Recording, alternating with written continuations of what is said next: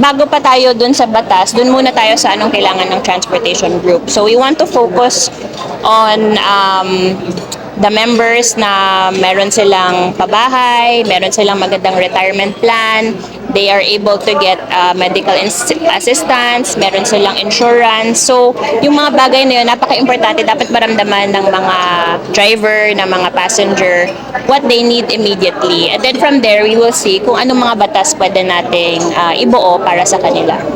So, ang VBank, it is a digital bank, and because this is a transport group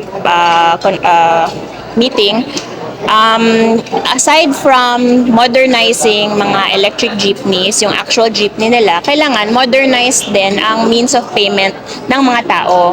So, if digital yung pagbayad, kunwari sasakay yung pasahero sa jeep, tapos itatap lang niya yung phone niya, o kaya may card siya, may machine yung operator, isang tap lang, papasok na sila. So, una, mabilis.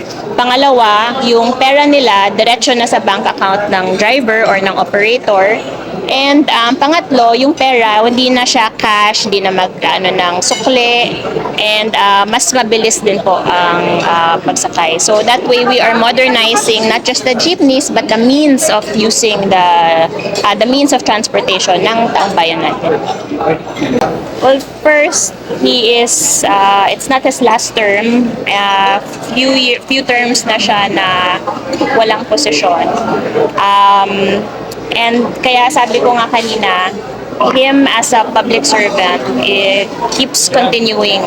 Kasi bago pa siya naging kandidato as senator, he is always helping people, he's always creating businesses for the people, his service is always for the people. So sabi niya, why do I need to run as a senator when I'm already continuing to serve the people?